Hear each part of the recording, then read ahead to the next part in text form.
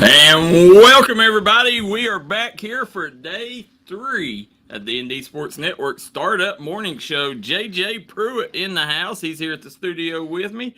And I'm Darryl McCoy. Today's first segment is sponsored by Mingy Beef Jerky. Mingy Beef Jerky is the number one beef jerky in the business. Go out to your local convenience stores and get it today, made right here in the state of Kentucky.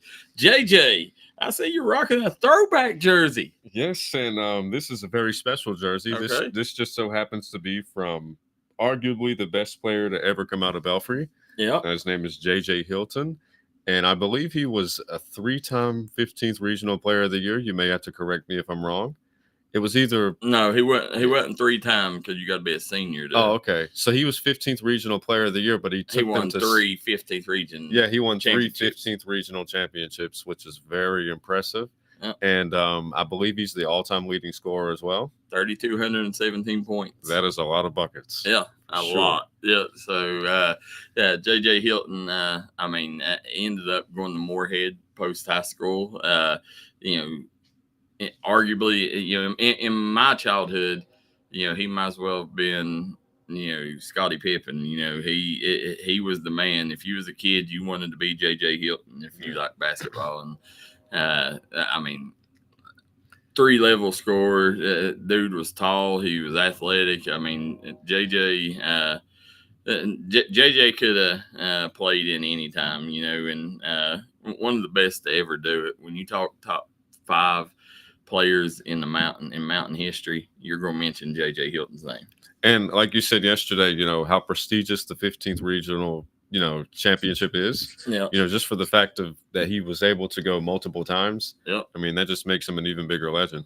Yeah, absolutely. And so definitely like you're rocking that. We got some new memorabilia in the house. As you look over your left shoulder there, we have Logan's 1983 state championship banner. Wow. So want to thank Sean at Cultures for donating that to the set. As we stopped by there yesterday. We're going to go look at Cultures later this week, but we stopped by there.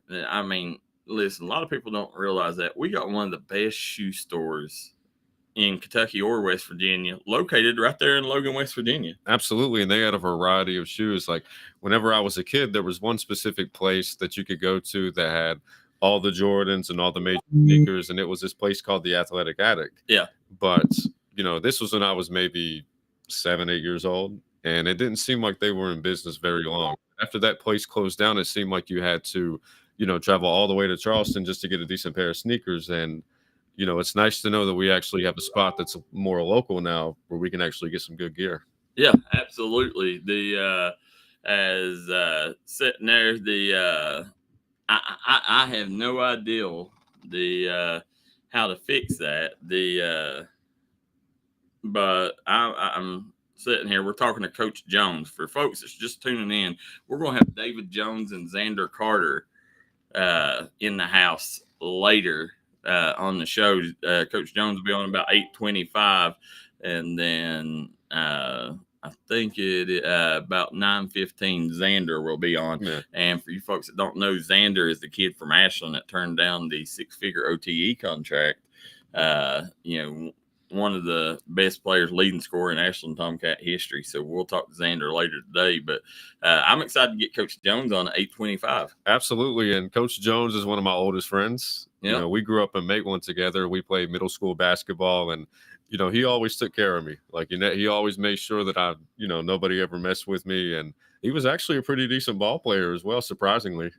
Yeah. So, David was a really good rebounder. Mm-hmm.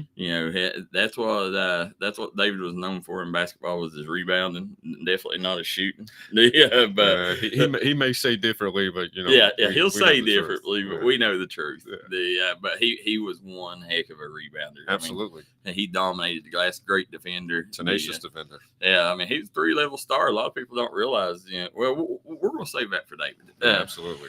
But as we're sitting here getting started, JJ, yesterday we took off, left here. We went, and as soon as we got off the show, we met in Logan there, done some sales, and ended up listening this show. A lot of people hopping on the show. Ended up getting 3 messages yesterday evening about people wanting to advertise on the morning show. Really? Yep. So that's something I'm really excited about. Yeah, really excited about that. And I'm, you was sitting there yesterday, and JJ, he told me, he said, you know what grinds my gears? And we was going through. Well, I'll let you tell them what grinds your gears, JJ. One of the things that grinds my gears the most would be the roads in the state of West Virginia. Just it's like every place that I go to in West Virginia, it's like there's potholes everywhere, and my car is constantly getting damaged. And like that's like in the town of Logan, like at the Walmart. Yeah, it seems like that parking lot has been damaged for years, and I can only imagine how many other people has had the exact same problem as me. Well, the up there where you're talking about in the parking lot, that is privately owned. Oh, it is? Yeah. And okay. So, I mean, I don't put that on the state or town or whatever. Right. Now, there was one that we about fell in. The day before there. Yeah. It was like a sewer drain. I mean, I'm talking, and it was right in the middle of the road. I could not believe that that somebody would leave that there for somebody to run over. But it really happened. I know there was a gap there, but it really happened when Obama's war on coal hit the area, because then it took the coal severance tax away. Yeah. And that's what, these states and counties used to fix the roads, was that co-severance tax. Now you ain't got all them millions of dollars to fix the roads. And that's something that I wasn't aware of. So I'm really glad that you was able to educate me on that. But speaking of that pothole that you were talking about, I'm pretty sure it took your car from in drive to neutral whenever you hit it. Yeah, it absolutely did. And but it about knocked the bumper off. I mean, it was so bad. So if you want to know what grinds my gears, I just found out about this today, that the health department here in Martin County went and purchased Teslas. Now, we are coal country, and you're purchasing Teslas. That I don't get it. That's a little hypocritical. I mean, I'm just saying, like, that money, I would assume, I could be wrong, but, and listen, the guy over the health department, great guy. So I don't want to, it's not, these, sometimes you just make decisions that's not smart. And went and bought Teslas, and, first of all, wait till you get up to ahead of a holler and get stuck, or, like, I just don't see, I see a lot of issues that could arise from having them right here in our area. Not a lot of charging stations around here. Where are you going to charge it? Yeah, that which, I mean, if they bought them, they may have put them in at the health department. I don't know. But even then, it's like, surely to God, there's eventually going to be a situation that comes up where you may need a charger. You may be in a spot where you can't get to one. Well, I got a buddy that's on the fire department, and he told me that they had to go rescue a guy that got stuck up in a holler because his car ended up dying, and he was stuck in his car, couldn't get out. Had no way to charge it, and they couldn't find him. The Tesla was dead, so they couldn't GPS it. So I don't like the idea that here in coal country that one of our federal departments or something, I guess you could say, or whatever, health department is using Teslas in coal country. I mean, I don't, it just don't seem right. No, it doesn't. Yeah. So let us know, guys, what really grinds your folks' gears, because I know there's a lot of things. One of the other things that really grinds my gears is traffic. Oh, yes. Absolutely. I mean, I'm not a fan of traffic either. I mean, can you elaborate a little more? Like, if you've been in any situations where, not necessarily traffic. Uh-huh. I have a short fuse. And I'm very impatient. And when I mean that, I guess mostly one of the things, and I hate to say this because I love old people, but when you got older drivers, older people cause more wrecks than any young kids would. I will go to I'll go up in heaven singing that. Older people cause more wrecks than younger people. Absolutely. I agree with that. I mean, they'll wait till they get right there to turn off, and then they'll slam on their brakes, and not to mention they're only going 25 mile an hour anyways. So and then if you hit them, whose fault is it? Yeah, it's always going to be yours. Absolutely. Yeah. So let us know what grinds your gears, guys. We want to hear it here. But I'm very excited. After yesterday, we was out and about and we heard a lot of good feedback about the show. But I'll tell you another thing, JJ, that really grinds my gears is you was with me yesterday when we was out selling, and I got a message from Facebook. Now, what's his name? Mark Zuckerberg? Yeah. I got a message from Mark Zuckerberg that says, we took and, your account is, you're one more strike away from us banning your account. And I was like, dude, what? And he said, yes. He said, we now run fact checkers. And people, this is real. This is real. Facebook, if you post something on Facebook that is not true, they will end up sending you a notification saying that they checked the facts and that's not true, and that's a strike against you. I shared a post.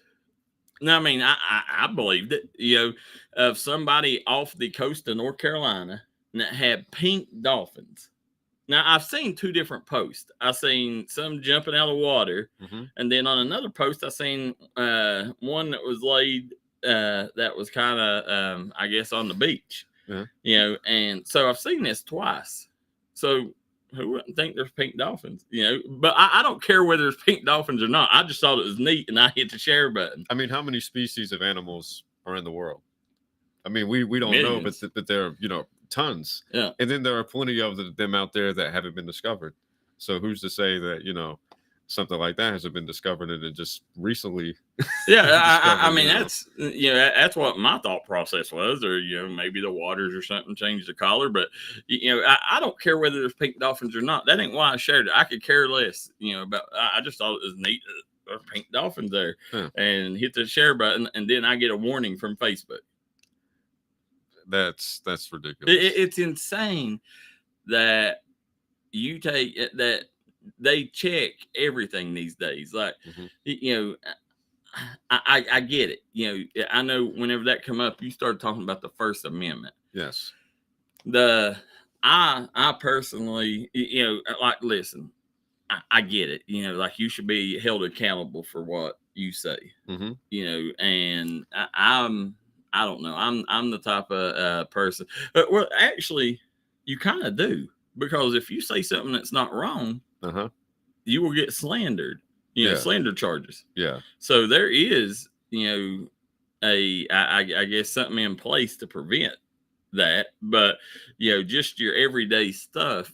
Take for instance Alex Jones. Yeah. When for you people that don't know Alex Jones, he's a radio host that he's kind of a right winger. He's a well-known conspiracy theorist. Yeah, he's a conspiracy theorist that has a big time radio show.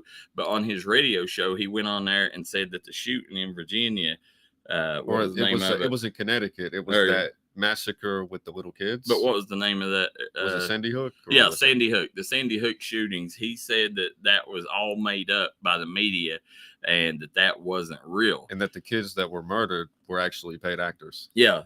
So he ended up he got hammered. The government hammered him for that. But I don't know. I see it both ways. Like I mean, if somebody want freedom of speech, I mean, I agree with freedom of speech, especially being in the media. Yeah, absolutely. But I also do think that there should be consequences if you say something that is wrong. Yeah, I think that too many people take advantage of the First Amendment. I mean, I'm like you. I agree with the idea that, everybody has a right to say whatever they want to say.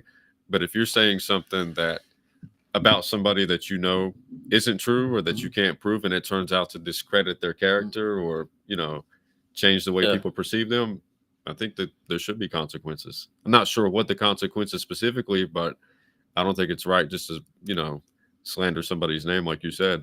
Well, for instance, here's the perfect situation is, I mean, I'm sure you would have to be in a hole to not know who the Hawk Tui girl is, and the Hawk Tui girl has took over everybody's social media, and everybody loves her.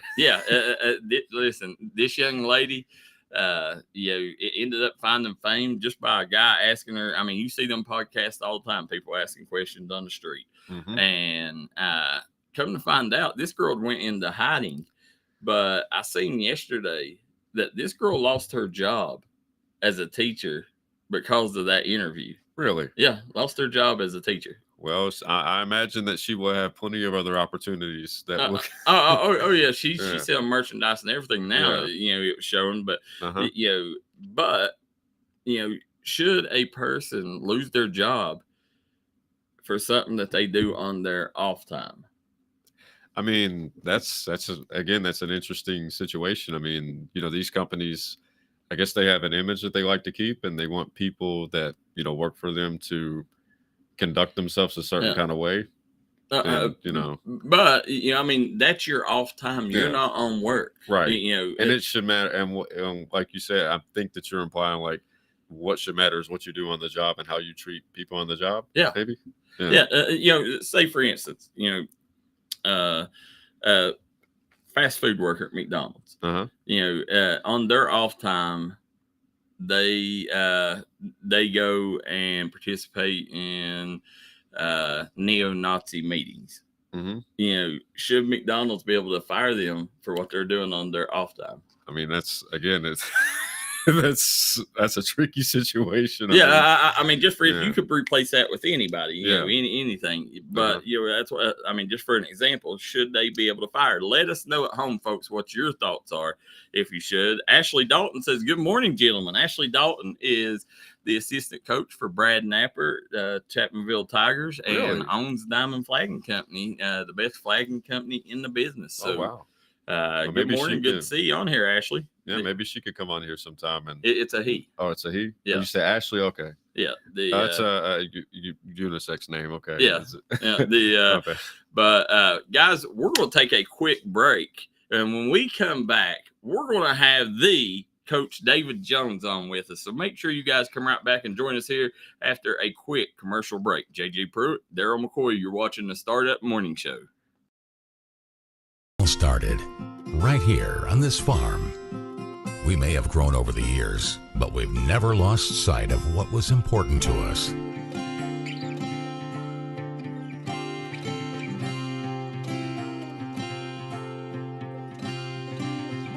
We're continuing that tradition today, and we always will be for generations to come.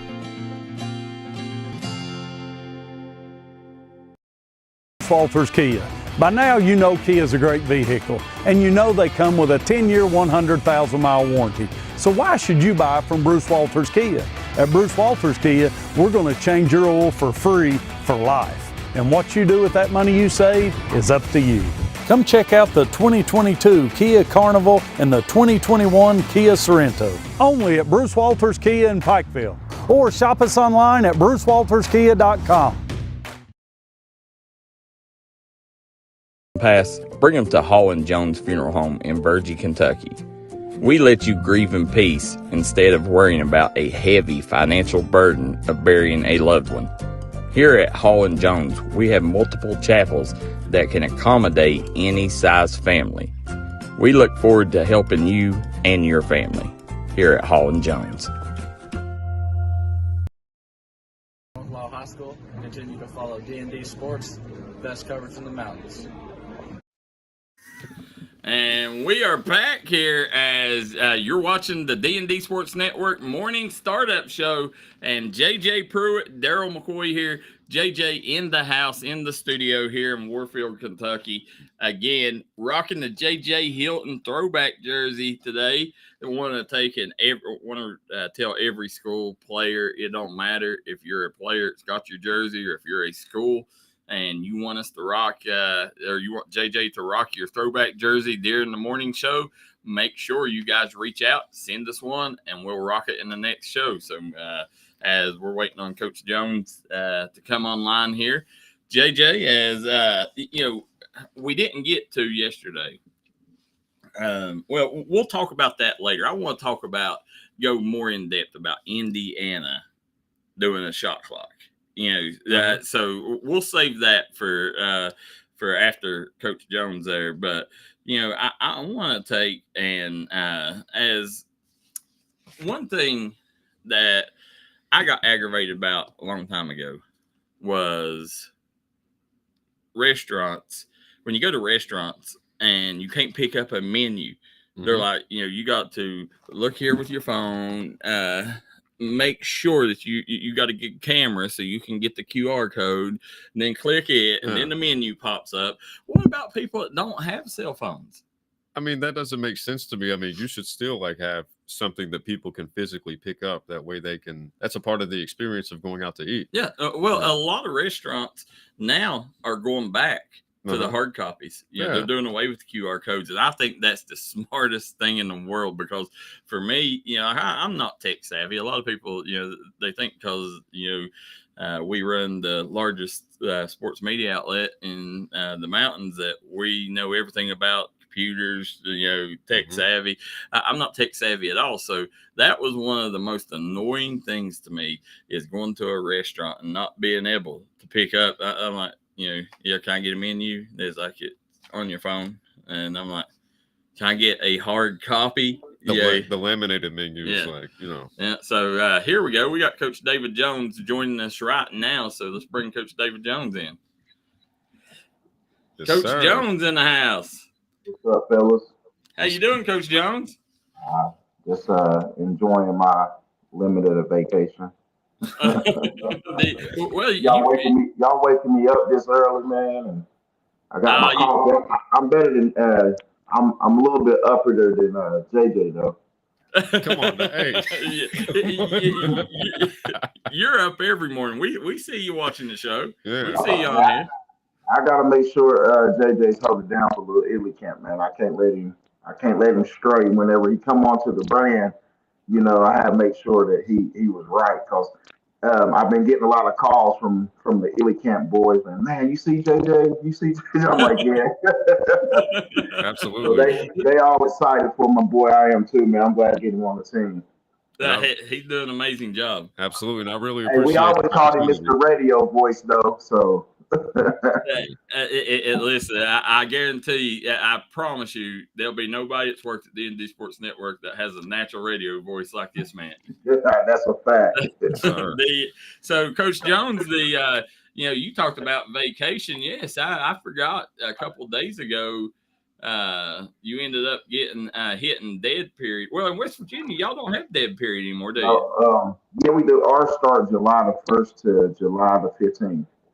Okay. Kentucky's is June the 25th to July the 9th. So for people that don't know, is in like the dead period right now, can you can still use flex days, right?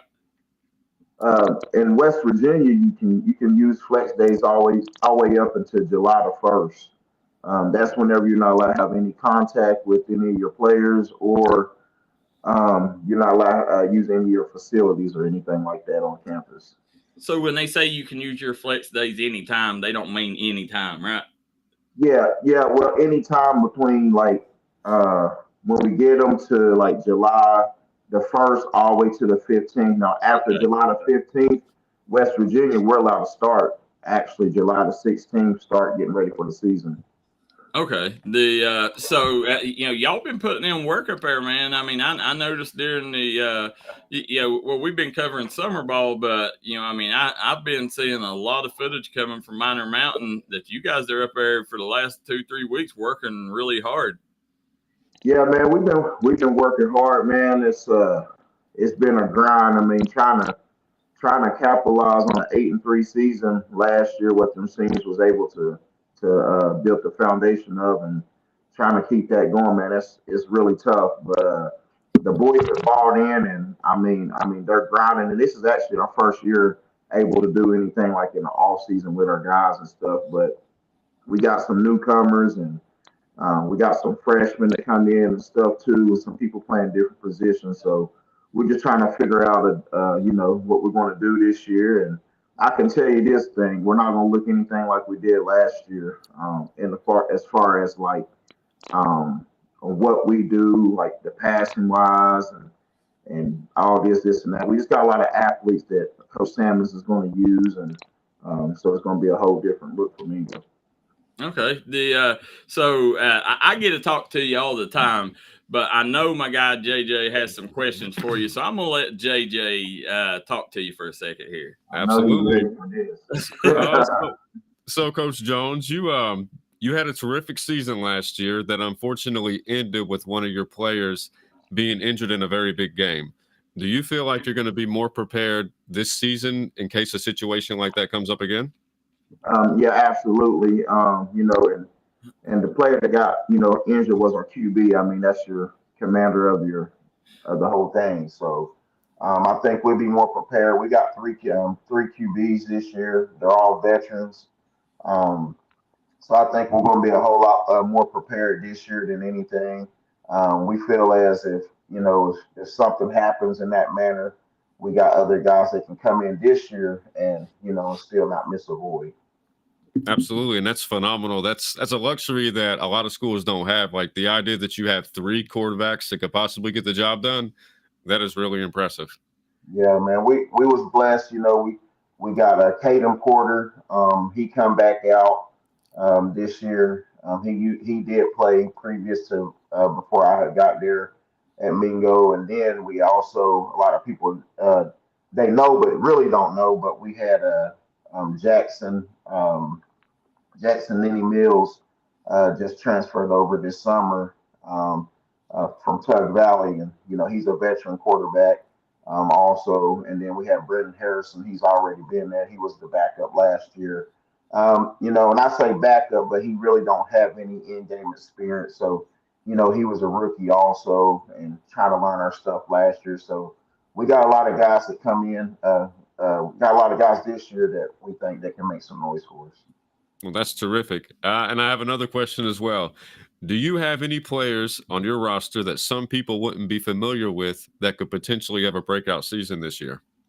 Oh Lord, man, we actually do. I'm really excited for. Man, I could go on for days, but I'm excited for. I'm gonna give our big dogs some love. We got Riley Hatfield. He's one of our team captains. He's a guard. He's about a 6'2" guard from the Gilbert area. And then we got Logan Hurley, making some big time noise also. WVU's offensive line coach got to look at him last week. He also got invited to a big D2 camp while he was up there also. But I think them two is going to make some noise. A lot of people don't know about. A lot of people don't know about our linemen. I like to get them out there. Um, and not only that, we got Gary Pope. He is actually, we call him G. He is actually a left tackle. He's about 6'3", 6'4", also. A veteran coming back. Our veteran is within our line, so we're going to be really good up front on both sides of the ball, and be looking to see a lot from them big boys up front. Definitely going on to college and stuff. Absolutely. Now, the kid that I personally think is going to have a monster year for you, and I don't think a lot of people realize it yet, is the new addition of Isaiah May. Yeah, Isaiah. Isaiah. he's not playing in his actual position right now. He's Okay. playing where we're a veteran group on that defensive side of the ball. So we got Lakeith Strutters, which is one of the top linebackers in the state of West Virginia. He's going to be a senior. He had a big time day at Marshall actually Sunday. Yeah. I know Coach Huff was real high on him. And we also got his cousin right there taking Hackney too. That's just going to be a sophomore, another big dog. But we got it. We're going to put him at the DN position where we put our. We're real on our defense. We're athletic, so we put linebackers like middle linebackers and stuff like that at DN to get some good rushing and that can play it right there and all that good stuff. So he's going to be in the mix of going to play middle linebacker, DN, and all that good stuff. He's going to have an opportunity to start at DN this season as a freshman. But we also are really big and high on our guy that come back home. He was over at Chapmanville, another Mingo County kid that left, and he's back now as Jacob Maynard. And I mean, Jacob, he scored about a 40-yard bomb touchdown. We got him at receiver right now. He'll be playing receiver, running back, and also outside linebacker for us. But he scored at receiver against a good university team up at Morgantown last week too, and it showed his versatility of what he can do. And also, we're really high on him, big time. But the surprise I think a lot is going to see is they call him Bam. It's Jace Coleman. He's a running back. Yeah. I mean, he's a big dog. He's been working in the weight room, and he put on about 10, 15 pounds this year. And when I tell you that he's one of those shifty guys that can run and make you miss and all that good stuff, he's one of those people going to be excited about. So you talked about him splitting time. How often will we see Jacob Maynard in the backfield?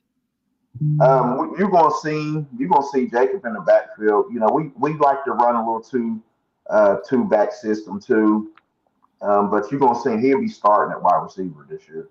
Okay. Jacob's the type of kid that when he come in, I'm like, listen, I'm not scared to play freshman, but this is where we need you at right now, and he understands we got one of the top running backs in West Virginia, sitting right there at Dylan Vance in the backfield. And, we had an open spot.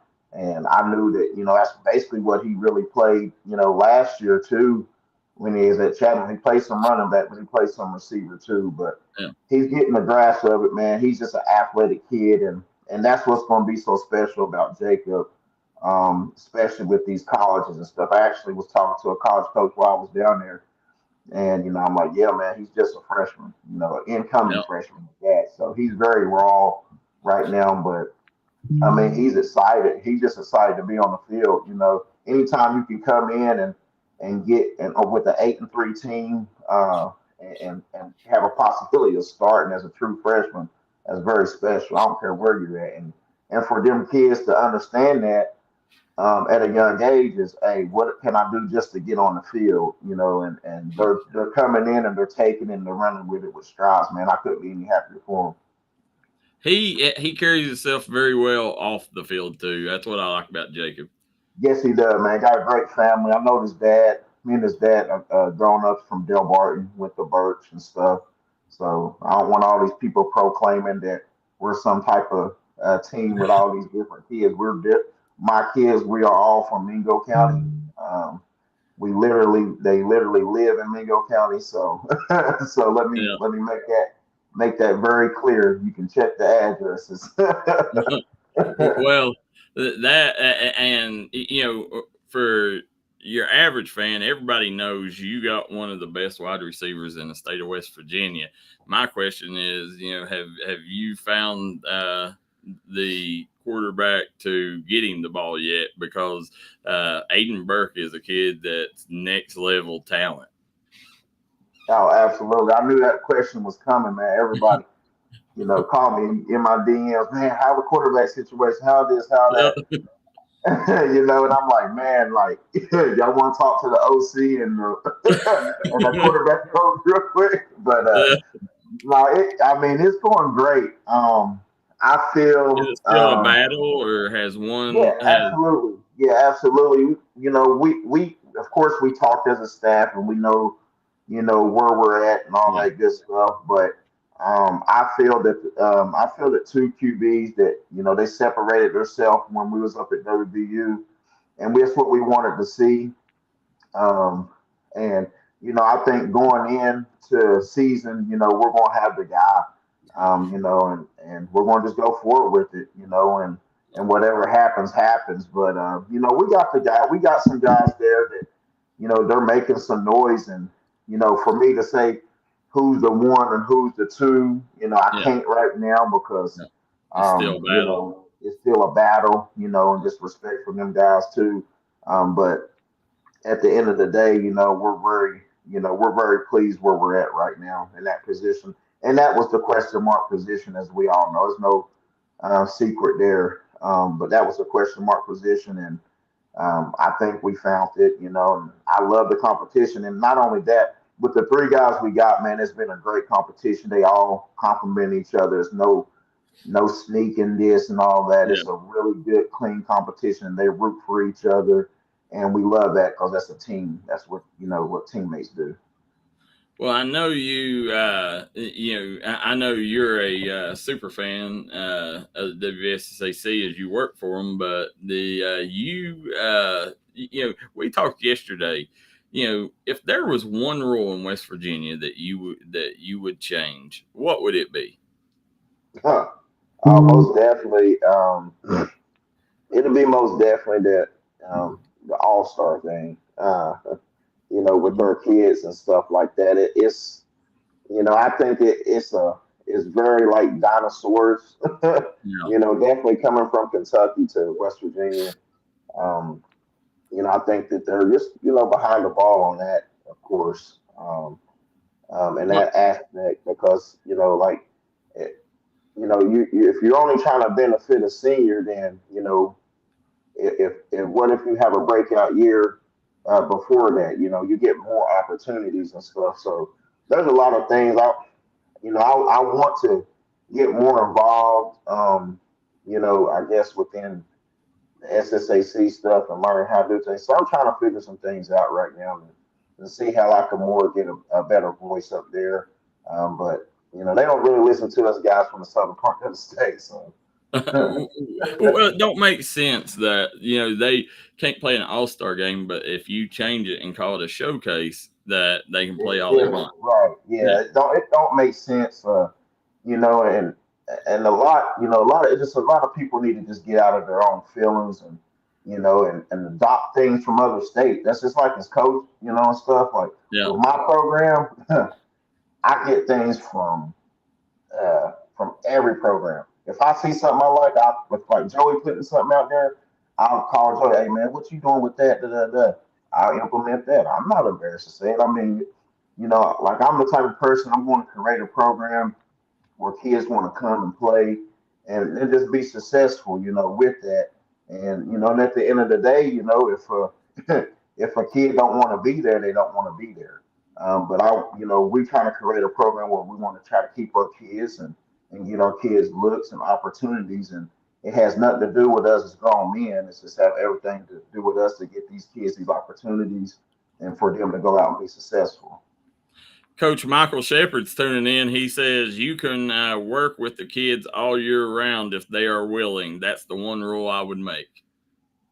Oh yeah, absolutely, man. Like and we can work with them all year, but that July 1st to the 15th, that's the no. Just like in KHS away, Yeah. and we And, got a and, lot and of I do like that dead period, yeah. kind of You go gotta on have my that. vacation. Yeah, Yeah. yeah. You gotta have that, especially as coaches, especially as a head coach. Listen, I'm drained. Yeah. I'm gonna be honest with y'all. Like I'm drained. I can't tell you how many messages I get a day. This, and I have my personal life too that I have to look at that it takes away from that and stuff. So it's tough. You want to take this time, and I want our kids to take this time and just to be kids. I don't want them to just consistently be at it. 'Cause it's a grind, just, it's summertime, go out and be kids. You can still train and do all that and still be a kid. You know what I'm saying? But take this time and regroup, re-energize, and then we got a grind to go to because, like I said, last year, that was my first time as a head coach, going as deep as we did, and winning like that. When you win, and there's a lot more stress and people tugging at you, this, and that going on, and a lot of people don't know that. I keep a lot of that from my staff, so they can be able to coach and stuff. So it's tough. So it's something that I think that our kids definitely need, mentally and physically. Yeah, and as we said, Coach Jones needs time. Coach Jones is a romancer, JJ. He's at Trailhead drinking wine, and he's whining and dining, and so he needs personal lifetime. So yeah. When I go to Trailhead, they know what I want. My BLT. So hey, and I got a bone to pick with you, Darryl. If you don't stop this crap with this cowboy hat picture, we're gonna have some issues. We're gonna have some darn issues, man. Like we gonna stop that, or I'm gonna put a picture out on you. I promise you. I was hoping that you'd wear it during the interview today. No, that was a joke, and it just blew up. And I'm telling you, like, people in my inbox, Coach, you gonna wear the hat for the games? I'm like, no, like we won't do that. I promise you. I'm not Deion Sanders. We don't got that Deion Sanders money where I can wear something like that. Well, maybe that might get you that Deion money. No, we in Mingo, baby. We not doing all that. Listen, you wear the cowboy hat, you win a state championship. You might be the next guest on Yellowstone. You might make Yellowstone. Yeah, whatever. I don't even watch Yellowstone, so we're good. I don't even know what that is. We're good. I'm not trying to do that. I'm trying to win that ship, though. If we win a championship, I'll wear it for the first game. But we ain't. Nah, we're not. I'm good. Well, I'm good. they. I still gotta go to Little Illy camp. I'm good. Yeah, man. As you sit here and look, when you talk about, obviously, we got the biggest football show, in the mountains in the state of Kentucky, West Virginia, high school football show in crunch time. It will be starting up in about a month. When you look at other teams around the area right now, I know you've been focused on yours, but with just what other teams got coming back, if you had to say right now 5 teams that people need to keep an eye on, who would they be?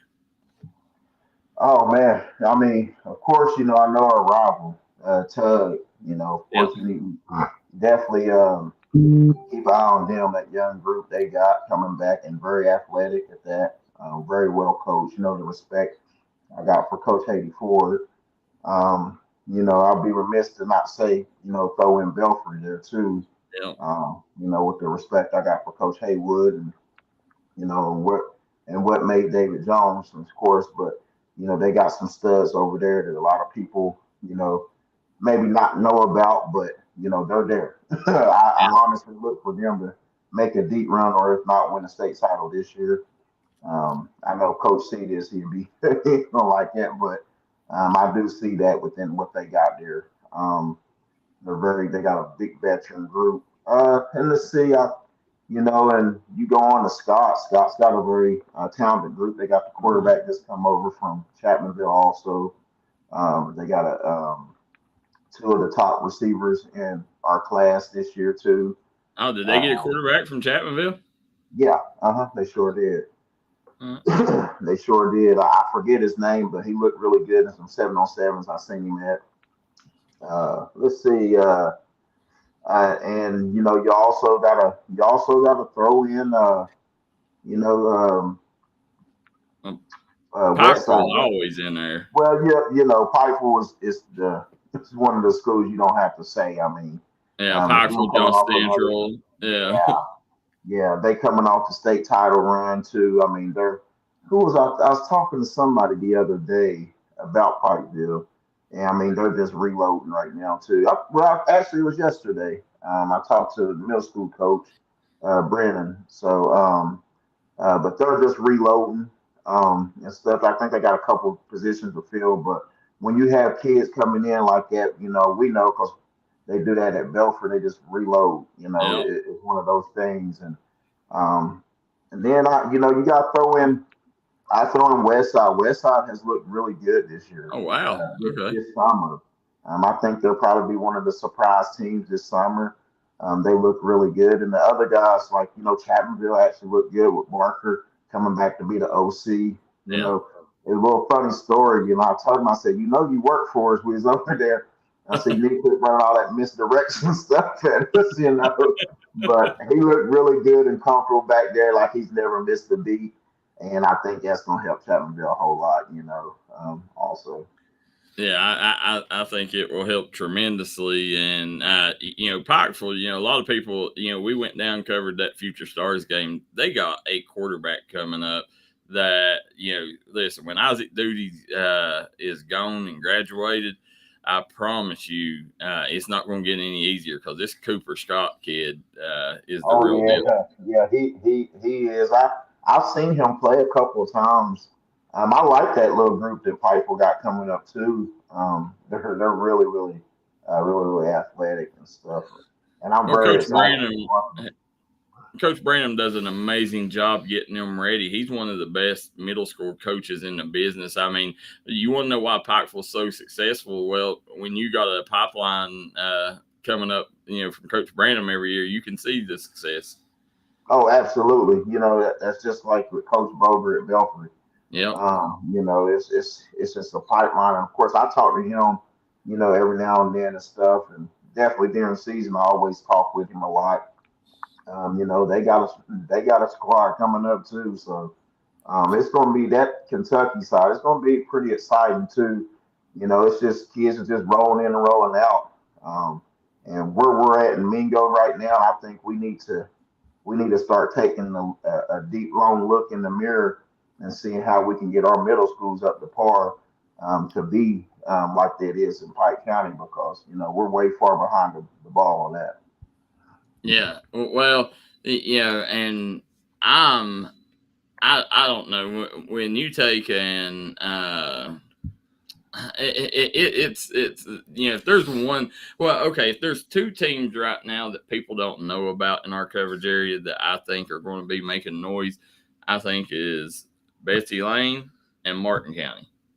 Yeah, I've seen them with some additions and stuff. Yeah, definitely with Betsy Lane, the Lafferty kid. Yeah. Man, yeah, I've seen some big additions. Excuse me, for them two programs, and Martin County got a big addition also, too. But I think they're gonna make some noise also. But I'll tell you one thing: that 2A, a lot of people don't know that 2A in Kentucky is a gauntlet. It was just like a 4A in Kentucky. Was a gauntlet, and but around our area and stuff too. You now you have to run. You're running into them Belfry Pirates in that 2A. So it's gonna be it's gonna be tough for them as better schools is getting better to get past that hump with the king of the mountain sitting right there. So I mean, it is what it is. Well, I hate it. And listen, the team that nobody's talking about that could be right up there with the Powers is Lawrence County. So I don't want to look over them. Oh yeah, oh Lord, yeah. Lawrence County is always one of those. I'm a big Coach Short fan. You know what I'm saying? Yeah. So they're one of those programs that's going to always be up on top and stuff. They got some athletes, and I'm gonna tell you, they getting those facilities over there too that is going to gather some of those kids that's leaving these other programs wanting to go to schools to be seen and stuff. They're gonna start gathering those because they're getting those facilities in there. Yeah, I agree 100%. And I mean, listen, Prestonsburg. I just this morning was looking at pictures of their new field. Unbelievable! One of the best looking fields in the mountains. Yeah, man. I'm excited for Coach over there, man. I think he's going to do a heck of a job. Very young, energetic coach, and he knows what knows what he's doing. Of course, I always watch a lot of these guys from afar, but I'm big fans of Winston's and stuff, and I think he's going to do a really good job. I see some of his cats he got out in these colleges and stuff, and they're making some noise right now. So I'm pretty excited. I'm excited to see what they're going to bring this year and what they do. I know they're going to run the ball.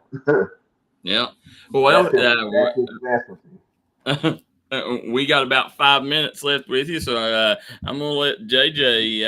I'm sure JJ's got a couple more questions for you. I've got one. I'm sure he does. I mean, I got two or three. I mean, so you're a bona fide winner. You've won at just about every level for the most part. Knowing everything that you know now, which do you think is more difficult? Winning a title as a player or winning a title as a head coach? As a head coach, definitely. As a player, I could control it. And as a player, I can bring that confidence within my play that my teammates is going to be like, okay, we're gonna ride his back, or I know I can handle the things on the field and do what I got to do to make sure that we're successful. As a coach, it's more like you gotta have some luck. You got a lot of things go your way, and you gotta instill that confidence within your players, and you gotta develop that trust. There's a lot that goes into it as a coach. And the difference, because I always tell my guys before we go out, I wish I could go out and play with you guys. We wouldn't even have to be in here getting this pep talk, because y'all would already know. But at the end of the day, I can't. So, I'm gonna be on the sideline. I'm gonna coach to the last whistle, and it's up to you guys to make sure we get this victory. Absolutely. I mean, that makes a lot of sense when you put it that way. And like when you were a player, did you have an idea that it was going to be this difficult to coach, or did you already know how difficult the job was for a coach? No, absolutely not. I remember I started my coaching gig. I really it just fell into it. I didn't know it was going to be like it is. And there's a lot of things that I still don't know as a coach, that I'm still learning. I'm learning every day. I learn off everybody. I'm not one of those guys that think that he knows everything or know everything about it. And you can ask anybody that coach with me. I let my coaches coach. I don't overcoach them. If I hire you, you're going to coach. So if you're passionate about coaching, you come on and get over here, because you're going to coach. Of course, I'm a part of decisions and stuff, but I ultimately let my position coaches and OCs and them make their own decisions. And if it don't work, then we're going to go with what I think, and stuff like that. But coaching is a different beast. Just put it that way. There's more to it than the X's and O's. I can promise you that. Absolutely. Well, if there's anything you don't ever know, you can reach out to me, and I'll get you straight. Hey, Darryl, we don't want to talk about your coaching career right now. I got some video of my arsenal. I've been told.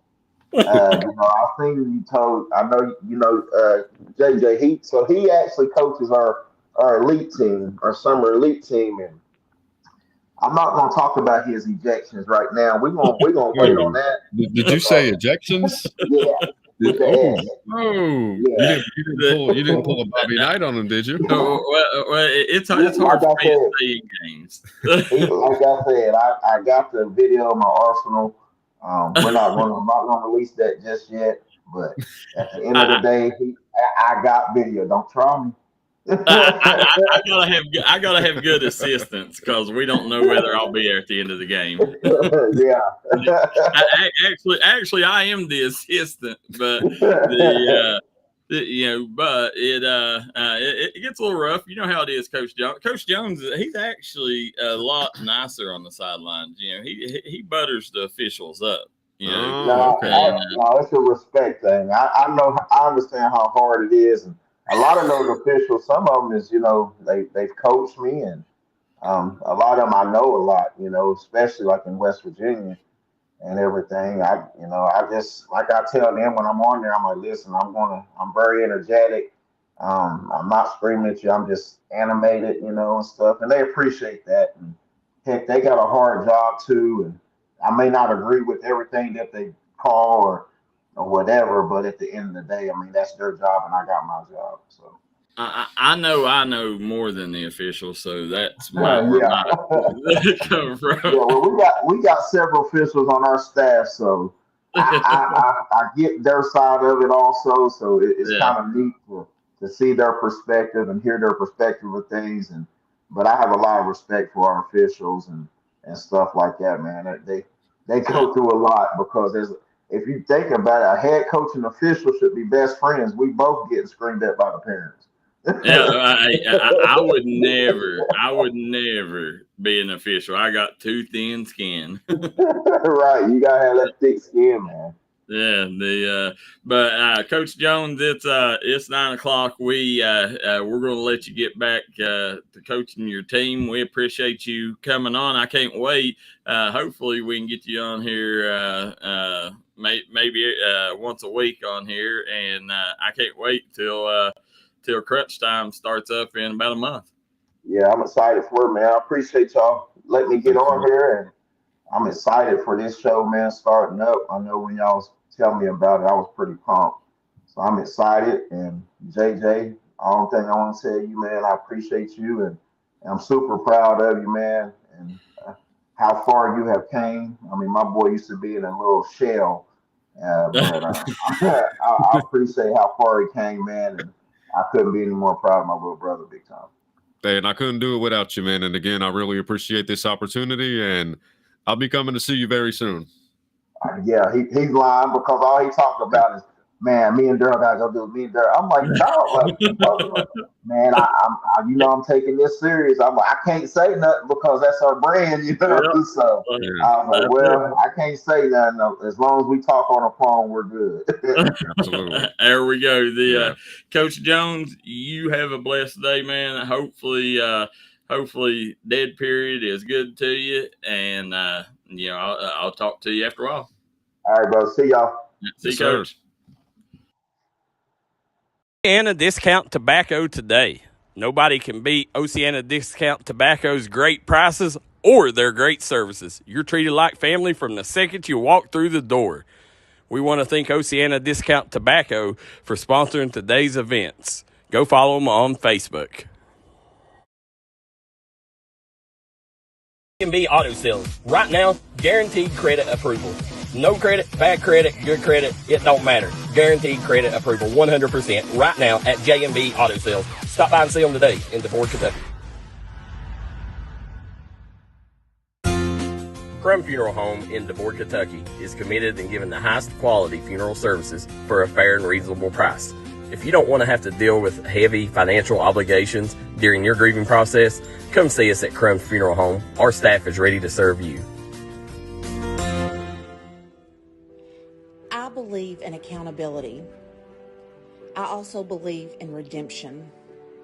Experience has taught me that you can't have redemption without accountability. That's what I mean by faith, hope, and tough love. My name is Brandis Bradley, and I'm ready to be your next Floyd District Judge. Law High School. Continue to follow D&D Sports, best coverage in the mountains.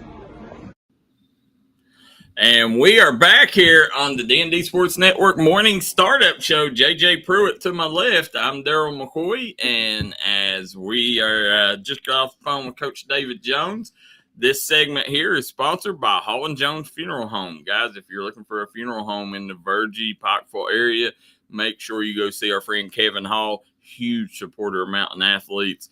Not only a sponsor that knows the funeral business, he knows sports too. Go see Hall & Jones Funeral Home for all your funeral needs. So we're here. JJ, you got to do your first interview. I know you was excited to interview Coach Jones. First interview with Coach Jones. Absolutely. And I look forward to interviewing him again. Like I said, he's one of my oldest friends, and he's always looked out for me, always took care of me, made sure nobody messed with me in school. And, I'm really proud of how far he's come. Because I remember in the beginning, whenever he first transferred to Belfry, all the negative feedback that he got, and I was like, look, you guys don't realize how good he is, and then just to see how much he has won, and then to see how successful he has become as a head coach. I mean, it's just amazing. Oh, yeah. We got some comments here. Carl Whitey Little says, good luck this season, skill development coach. Matt Newsom says, so did West Virginia change? Can you now work with kids all year except for 2-week dead period like Kentucky? It's much needed. Matt, you can work after the season, you can't work all the time, but I think they give them 30 flex days to use. Mm-hmm. So you can use the 30 flex days any time of the year that you want besides the 2-week period, dead period. So hopefully that answers your question, Matt. Got a lot of people tuning in. As I'm sitting here looking, one thing, all you guys, Mike Perry, PJ Harris, Donica Michelle, Matt Maynard, Whitey Little, appreciate all you guys tuning in here for the morning show. But guys, make sure, at 9:15, we're going to have Xander Carter. Oh, really? Xander Carter. I'm excited to talk to Xander. Always excited. Xander, Ashland Tomcat, he's a Liberty commit, so very excited to catch up with him. But I wanted to talk about Indiana. Indiana has now initiated a shot clock in high school basketball. So how many seconds is the shot clock for? Is it 15, 20, 24? Is it 20 or? I don't know. Technically, I didn't. Actually, I didn't look into that. Maybe here in a second, that might be something you can look at. But I think 35 seconds is probably what it's going to be because college, they cut it down to 30. Mm-hmm. But, I think if there is a high school shot clock, it should be 35 seconds to give kids time. So, but I do, for folks that's wondering, what states are the ones that have shot clocks and what states ain't.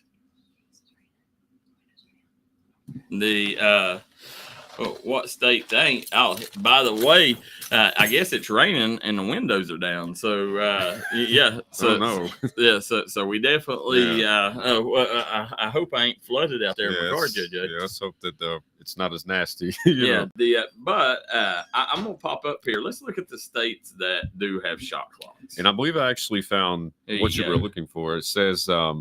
In 2021, the National Federation of High School or State High School Basketball announced that there will be a 35-second shot clock.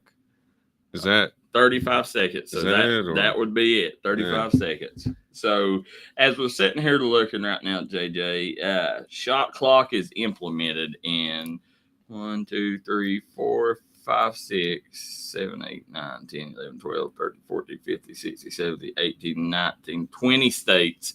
21 counting Hawaii. So shot clock, 21 states have shot clocks.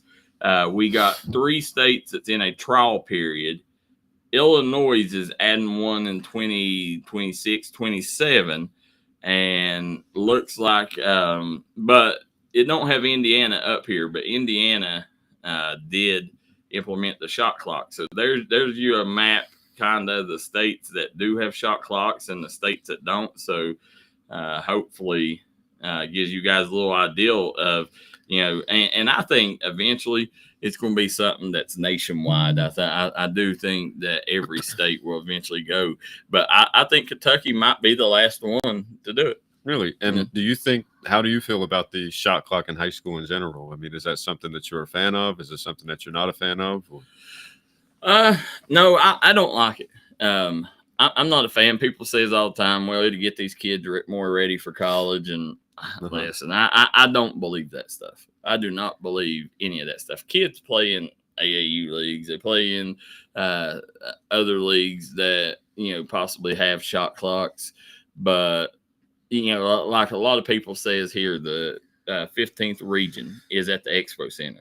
Uh-huh. You got coaches that say, it's good because it prepares our kids for Rep Arena. No, it don't. We've had more success in Rep Arena when the regions was in high school than we have since it's been at the Expo Center. When you go back. Well, you got Shelby Valley. I guess it was at the Expo then. But you go back, most of your success that you had at Rupp Arena team that's went down there and won was back before, it was at the Expo Center. So I don't think, I don't think there's much difference, in my opinion. But I mean that everybody's entitled to their own opinion. I wish that they would put it back in high schools, but but it's just like the shot clock. Shot clock. Kids. I mean, I guess it would get it in their head more, like, so whenever they go to college. But listen, let them be high school kids. I mean, don't push them off college. Everything. Out of the kids, you might have 1% that's going to play college basketball. So I mean, don't cater everything around the college game. Right. But I do think whatever you see in the college game will eventually come down to the high school, whether it's transfer portal or whether it's NIL. I think that everything college does, high school will eventually do it. If I could personally think of one thing I think would be interesting for like basketball high school, a replay system. Where now that it's the same thing with the shot clock, though. With the shot clock, one of the reasons they don't do it is because you're going to have to find somebody to man that. There's going to have to be somebody that will run that replay booth. Yeah. And, so that's another person that you got to find. And, if you're around sports enough, you'll realize it is very hard sometimes to find parents that will run the clock or keep the buck. So, you look to add one more, then a lot of high schools ain't gonna be able to do that. And then you take the equipment, a lot of them can't afford the equipment. The equipment is going to cost. I mean, and shot clock, I'm sure if they'd done one, it would be you would think it would be something that, the KHSAA or somebody would buy for the schools, but, I don't see that happening. So the schools would have to, be the ones that buy it. So then you take replay. I mean, that's a lot more equipment that you're going to have to buy, and then you're going to have that person man it. So I don't know. Well, I think I believe it may have been last year or the year before. I seen a highlight tape of this state championship game. I can't remember where the state was, but somebody hit a game winner. You could clearly see, like, even when you look at the replay, that the basket was good, but the referees just waved it off, and there was nothing they could do about it. So maybe if there was a situation where somebody hit a game winner and they said it was no good, and you had enough footage to where you can maybe challenge it, to some higher authorities to see if maybe they could overturn it, or maybe they could like replay the game or something, like, if there's something they could do. I don't know, but I'm just not a fan of it myself. Matt Newsom says, so all the assistants are good to go. I think so. I think your assistants can. Thomas Rainey says, I like it. I think it is needed, keeps interest. Nobody wants to watch someone dribble for a 20-minute half. This is say now we will have to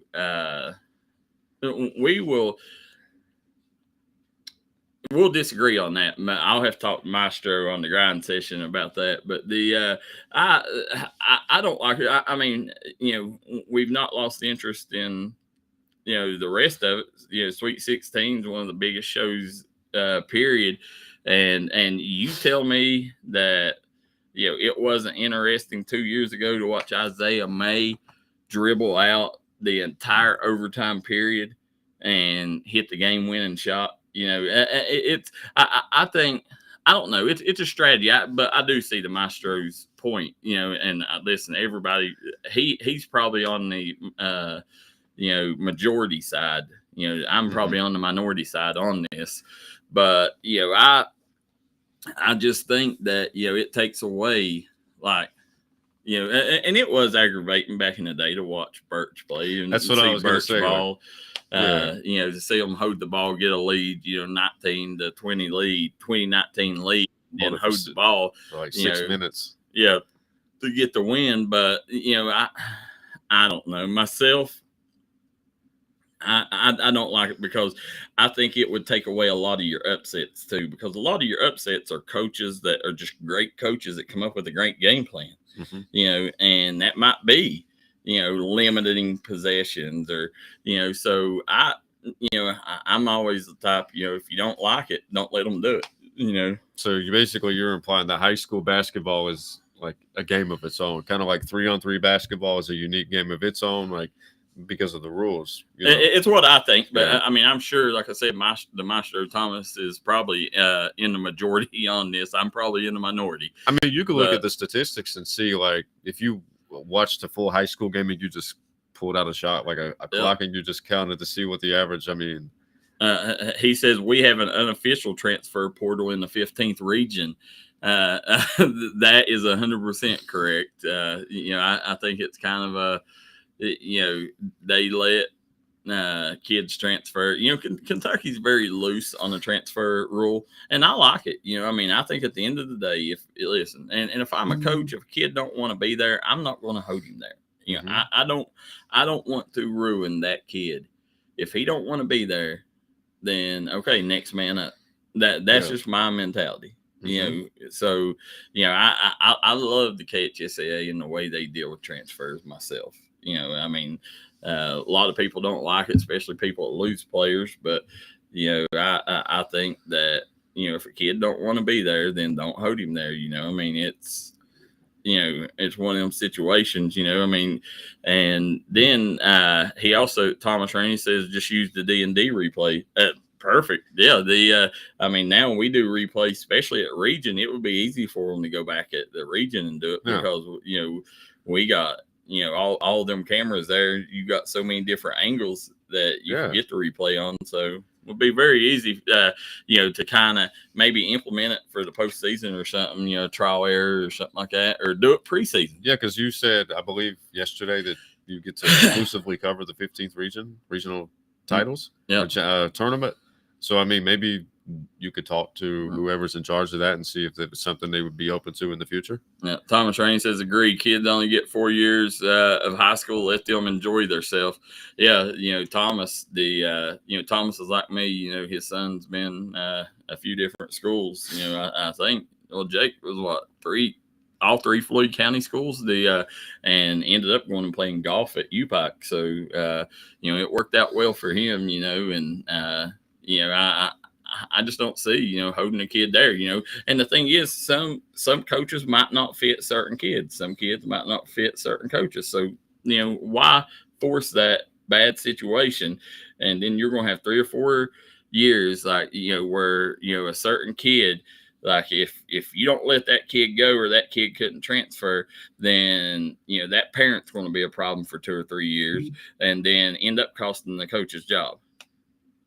So we'll see. We see Xander Carter set to come in here. And, guys, we're going to take a quick commercial break. And as soon as we come back, guys, we're going to have Ashland Tomcat, Xander Carter in the house with us. So come right back and join us here on the Startup Morning Show. All started right here on this farm. We may have grown over the years, but we've never lost sight of what was important to us.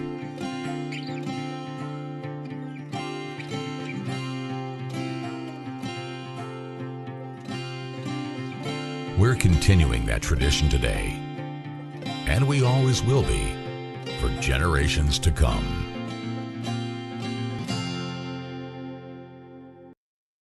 High School. Continue to follow D&D Sports, best coverage in the mountains. Maybe we can get All right, guys, we are back here with Xander Carter from Ashland High School. Xander, can you hear us? Yes, sir, I can. All right, good to see you, Xander. Yes, sir. I appreciate you having me on. I appreciate you joining us here. As I know you're a busy man right now, so do appreciate you taking the time here to join us on the Startup Show. And I wanted to, there's a ton of things I want to talk to you about, but I got JJ. JJ's one of our new guys here at D&D Sports. So I'm going to let him ask you a couple questions to start this interview out. Absolutely. Right, it's a pleasure to meet you. Yes. I hear that you're very firm in your Christianity. See, I have a strong religious background as well. I have an uncle that's a preacher. I have two cousins that are preachers as well. So, how many years have you been going to church? Do you have any families that are family members that are preachers as well? I grew up in church, but Mhm. there for a while we kind of like strayed away from it. I'd have AAU every weekend and kind of stuff like that. But I was kind of a born again believer when I moved to Ashland, I feel like you could say, and kind of just really having a relationship with the Lord on my own started a few years ago after I made the transfer from Greenup to Ashland. And there's a few guys on my team that was pretty strong in their faith, like Colin, Cole, and Selly, and all those guys. So that just kind of led me to it, and haven't really looked back from there. And then as far as I don't have any preachers or anything like that in my family. Like every Sunday we go to church as a family, and then my mom and dad's side both go to church. So it's just kind of I've been around it my whole life, but it really took me up until like start of high school to kind of take it serious on my own. Absolutely. And I'm in a similar situation. Like, I went for a certain period of time where I wasn't in church, and now I'm just now starting to get back into it. So, I mean, you just never really know like when it's going to happen, but it's almost like God brings you back in whenever he wants you to, be there. Yeah, most definitely. That's I feel like that's the beauty of how the Lord works, like in different ways. Is he'll never make a plan happen in our timing unless it's in His timing and His will that it'll happen. And usually it's kind of unexpected for us, but it definitely, if it's in the Lord's timing, He'll prepare us to receive it how He wants us to. Amen to that. Yeah, that's and we're going to talk about your Ashland Tomcats here in a minute, but I definitely leading off that I mean, the news come out that that you just passed up on a 6-figure contract to Overtime Elite to stay home. Before we get into a little bit of that, how much did you lean on the Lord in that decision? Honestly, like everything, I spent a lot of time like in prayer by myself, and then just kind of talking to my family and some coaches and stuff. But all that kind of happened after the validation from the Lord on what I wanted to do, and so really it was kind of the whole decision was based off that. Yeah, that's huge, and when you talk about, I mean, that is something that every kid dreams about, is that opportunity. And I'm sure, knowing the baller you are and knowing how much you love the game, that, that was probably a dream of yours one day. I'm sure you look on there and you see, all them guys on Overtime Elite, and you always want to be one of them guys. But after you went down there and, they gave you the pitch and you got to see, all the facilities, you got to see what everything was going to be like. How, knowing that was real, how hard is it looking back and being like, is there any regrets in the decision?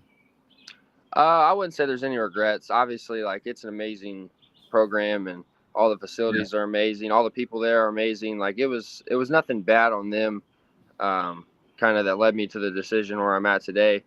So it was, like, I really don't have any regrets or any bad things to say about it. It was just honestly validation from the Lord is where I felt like He wanted me to be, and for the people around me to stay home.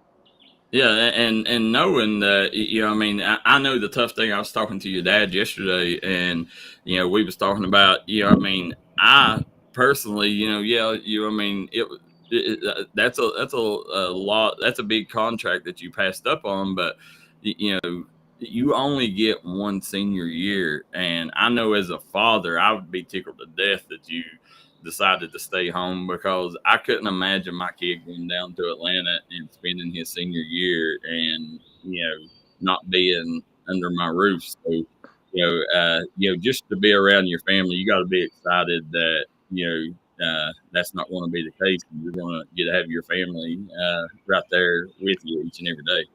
Yeah, no, that was definitely a big part in kind of staying home, is my family and my support cast around me, and all my friends and things like that I see on a day-to-day basis. But also it's just kind of all the stuff that comes with those leagues, and kind of like big time basketball.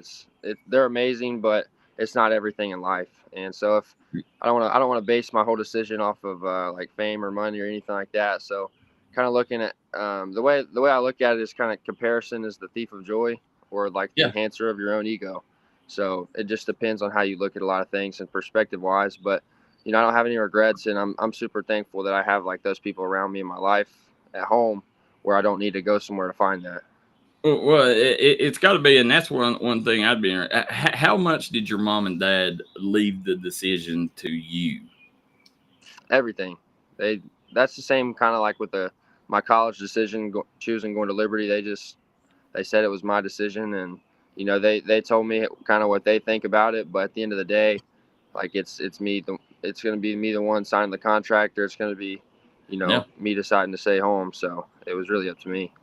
Yeah, and for the people at home that don't understand, that may not know what OTE is. I know there's a lot of people tuning in, maybe a lot of older people that don't understand, but it's basically a league down in Atlanta that, if you go there, they probably have a insane percentage of players that come out of that league that end up going to play professional basketball.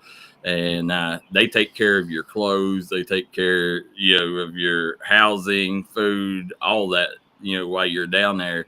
But you got to basically go live down there for a year. And the league, there's probably, how many teams is in that league, Xander? I want to say 8. Yeah, there's 8 teams that play each other, that just like the NBA, they play each other and then they'll have a championship.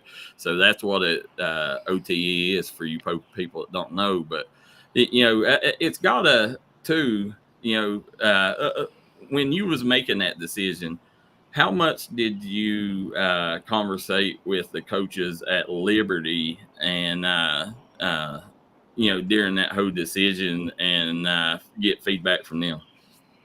I would say a pretty considerable amount, as far as just kind of updating them on what was going on and, where my heart posture was at and a lot of things. But in the same way, like my parents realized it was kind of my decision and up to me on whether I wanted to stay or go or not. They believed in wherever I felt led to go, that's the right spot for me. So we talked a lot, and I just kind of kept them updated, but it wasn't really pressured either way to stay home or to go. And I love that about you, Xander, because, at the end of the day, you understand, money ain't everything. And, there's, you only get one chance at this life. And, I'm sure that knowing your talent, that on the back end, once you get to Liberty, there's going to be a lot of NIL opportunities. So, that's got to make you feel a little more comfortable knowing that, okay, that all that stuff could be made up down the future. It's about my happiness. Right. Yeah. I feel like there's a lot of money to be made playing basketball out there, but that's definitely not what I want to chase when I play the game. So.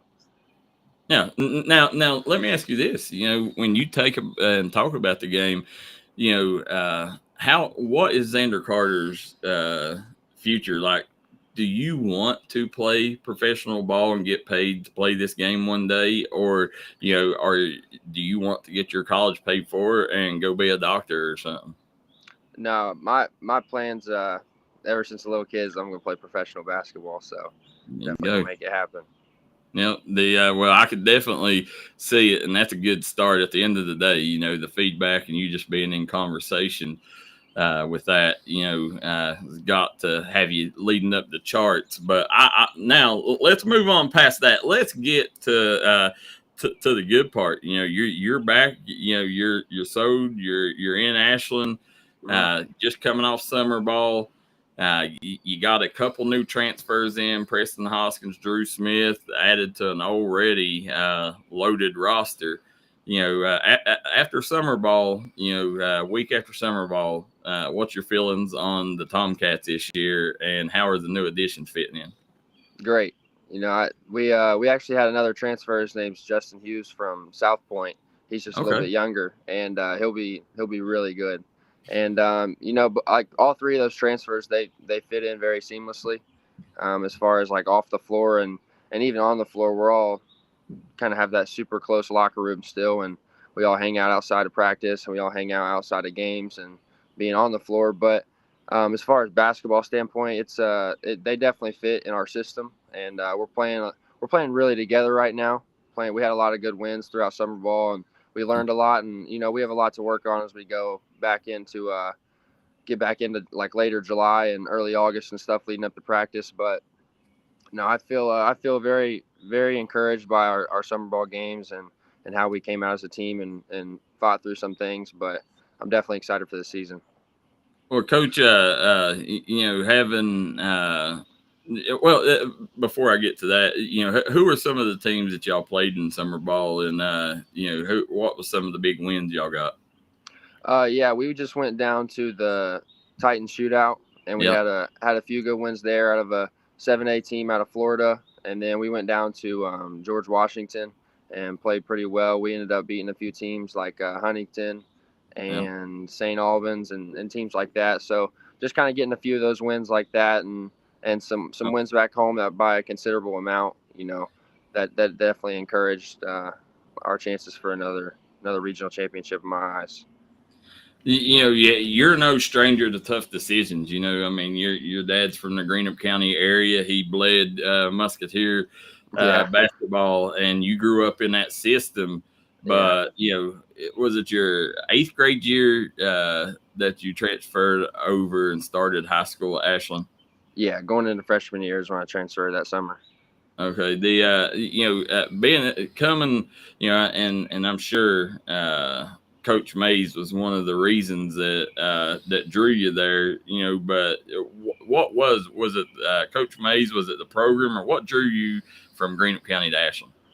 Yeah, I would say kind of everything, as far as just at that point I still believe it's a very, very good basketball program, and I really didn't ever hear anything bad about it once you actually started to kind of look into it and the people that were kind of running the program and stuff like that. So Coach Mays and the players, and at the end of the day, just wanting to win, I felt like it was an amazing place. And then when I got here, I learned it was even better than I thought it was, before moving. So I definitely lucked out with that one. Well, out goes Coach Mays, in comes Coach Bonner. Right. I have been really surprised with the success. Like, there was no drop off. Like, Coach Bonner just took off and run with this thing. Talk about Coach Bonner and what he means to you in this program. Yeah. So, there's a lot of things that didn't change as far as practice and kind of the way we operate, in the film room and stuff like that. But just kind of the dynamic of the team changed. Coach Bonner and Coach Mays are both amazing coaches and amazing people. And I still look up to both of them, as mentors in my life. But Coach Bonner, his dynamic is more of like it's a little bit different than Coach Mays. And both of them are very good. And, we just interact with the kids in different ways. And the transition was tough at first, kind of how we found out. And we were supposed to have practice that day, obviously. And 2 weeks before the season, we ended up figuring out that Coach Bonner would be head coach. But at the end of the day, I really wouldn't want anybody else in the head coaching position other than Coach Bonner if it had to be filled, because I can call Coach Bonner any time of the day and outside of dead period. But he's someone I can just have a regular conversation with and tell him about my life experiences and what's going on if there's anything bothering me outside of practice. But he's also someone that will jump behind in at 7 a.m. in the morning on a practice and kind of get my mind in the right space to have a good one that day. So that's usually what he says. But well, a lot of people don't understand and don't know Coach Bonner is actually a musician and a singer on his off time. You ever go to any of his concerts? I think I've been to one, pretty sure. But no, I've seen a lot of videos. My parents go to a bunch of them as well. And, some guys on our team will head out and watch him play. But I don't know how he does it. He can shred a guitar, that's for sure. Well, maybe if his basketball thing don't work out, maybe he's got a spot in his band for you. Yeah, I hope. I play the guitar every now and then, but okay. It's mainly my brother that has all the musician stuff going on, so I just leave that to him and let him take that. Well, I may end up having to come down before season and have a sit down with you and get you to play guitar for us. I'll try my best. I wouldn't bank on anything being good, but. Well, they ain't much you do that's bad, so I could imagine but Xander, as you're sitting here, looking, Jimmy Johnson, one of our big time viewers on the show, he says the chance of winning the Sweet 16 is priceless, and sharing that journey with your family and friends and fans, classmates, said it's something you'll never forget. Said good choice, Xander, and best of luck at Liberty and in life. That's something this year here. I mean, I know Ashland. What have y'all been? Is it 6 straight times y'all been to the Sweet 16? Yeah, it's other than that COVID year, but we've won 6 regions in a row, and I think competed there 5 times. So is that the record? I think it tied it. If we end up winning it this year, I think it'll be a new record. Okay, knowing the type of team, I mean, I always said, Ashland, people, you go back a couple of years ago, people's always like, they ain't got no bigs. The way that you guys play, you don't need bigs because basically set up on your guards, driving and kicking the open shooters. And the thing is y'all get to practice against your system every day, so y'all know how to rebound better than other teams because you're rebounding long balls, 3-point shots. So it's got the way that y'all system is. Y'all don't really have to have a big, do you?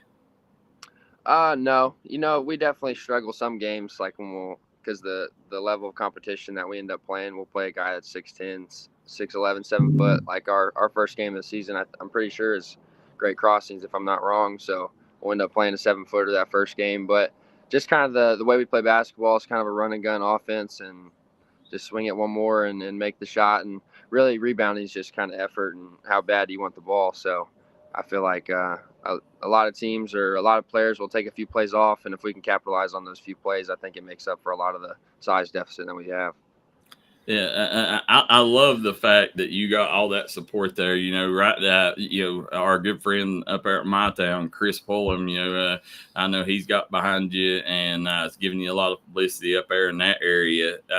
It's got to make you feel warm and welcome knowing that you got so many people helping and supporting you.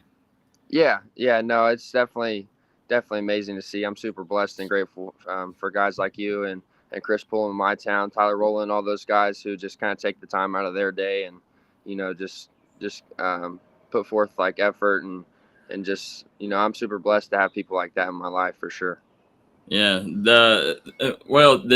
This team here, and then I'm going to let JJ ask you a couple questions to get out on, but this team here, can this team win a state title, not a region? Can this team win a state title? Yeah. For sure.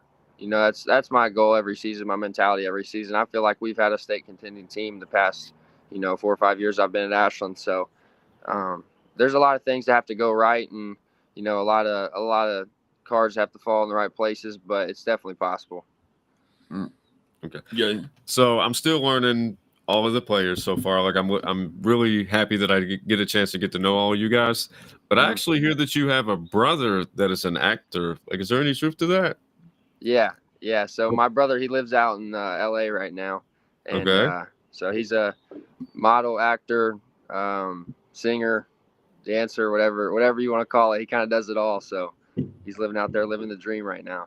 So pretty much everybody in the family, for the most part, is very gifted. We're definitely a blessed family, and so I'm super thankful for that. That is awesome. Does he have like any notable films that we could look up that we could watch, or?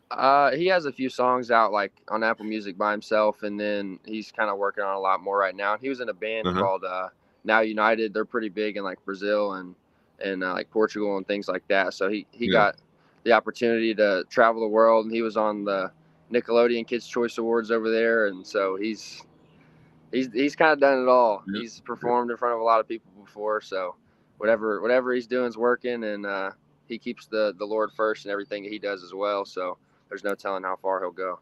Does he hoop? Yeah, is he a hooper? We hooped back in the day at Greenup together, and when he comes in, we'll go to the gym and play. He has a park out there beside his apartment, so he goes out and he plays pretty frequently. So he says he can beat me, but obviously I don't think he can. No, that ain't happening. Yeah, I can't let it happen. He can back me down, and he has a few tough buckets, but he's more of a bruiser and go get you 15 rebounds in a game kind of guy. Oh, so he's like a Dennis Rodman. Yeah, he was always like coming back to basketball. He was always in football mode, so he would just like hit people and go get rebounds and set hard screens and then hit a three every now and then. Oh, he's playing that 80s and 90s basketball. Basically, yeah. Yeah, absolutely. Well, Xander, I know you're probably in the midst of a workout, so I'm not going to keep you any longer, but I do appreciate you joining us. We will come up a little closer to season and we'll do a sit down interview with you. But I just wanted to give you a big shout out, man. That I know that was a tough decision. I know. I mean, you're one of the if people would have asked me, if they would have gave me 10 of the biggest names here in the mountains and said, hey, go through these kids, if they was offered by OT Elite, which ones would turn it down? You would have been one that I would have said he probably wouldn't, just because the way that you're built, I could see that, and I know the Sweet 16 means a ton. Any kid that grows up in Kentucky, the Sweet 16 might as well be the NBA championship. Yeah, the Sweet 16, win a state championship, and hopefully having a crack at Mr. Basketball your senior year are definitely the two top things you can win in Kentucky for sure. Well, the big award that you got to chase is the D&D Sports Network Player of the Year, and right now you're the clear front runner in that. That's right. I appreciate it a lot. Well, Xander, we'll get up with you. I know y'all got vacation coming up in a week or so, so I hope y'all have fun. Enjoy dead period, and look forward to getting up with you when you get back from vacation. Yes, sir. That sounds good. I appreciate y'all having me on the show. All right. Thanks, Xander. Yes, sir. I appreciate it. All right, guys, that is Xander Carter, Ashland Tomcat, all-time leading scorer at Ashland. We didn't get to go into that with Xander, but, guys, as you could tell, I mean, I promise you, there's not a better kid than Xander Carter, just the way he carries himself, not only on the floor, but off the floor. Absolutely. And for him to be the all-time leading scorer with 1 year left to go, I mean, that's really impressive. So, guys, we're going to take a quick commercial break. When we come back, we'll finish up with the final segment. Thanks for watching the D&D Sports Network Morning Startup Show. Get your comments and questions in. We'll get to them when we come back here from commercial break. Drug today and let them fill your prescription. Aracoma Drug has been serving the Chapmanville community for over 46 years. They're a proud supporter of the Chapmanville Tigers and all mountain athletes.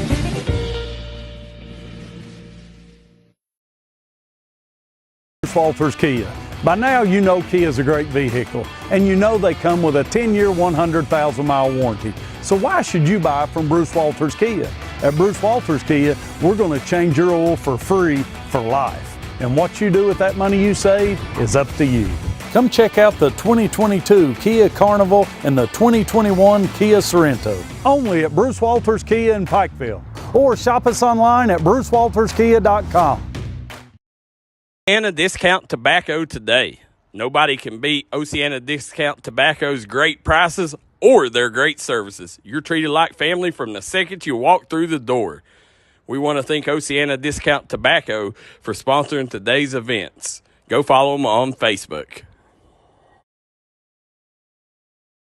High School. Continue to follow D&D Sports, best coverage in the mountains. And we are back here, guys, on the D&D Sports Network Morning Startup Show. This segment is sponsored by Logan Bank and Trust. If you're looking for a loan, if you want people to help you with the loan process, go to Logan Bank and Trust, and they just about anybody that's looking, they'll find a way to get you certified for the loan. So make sure you go to Logan Bank and Trust for all your financial needs. Now, as we're sitting here, JJ Pruitt on my left, I'm Darryl McCoy. We got a lot of questions and comments to get to.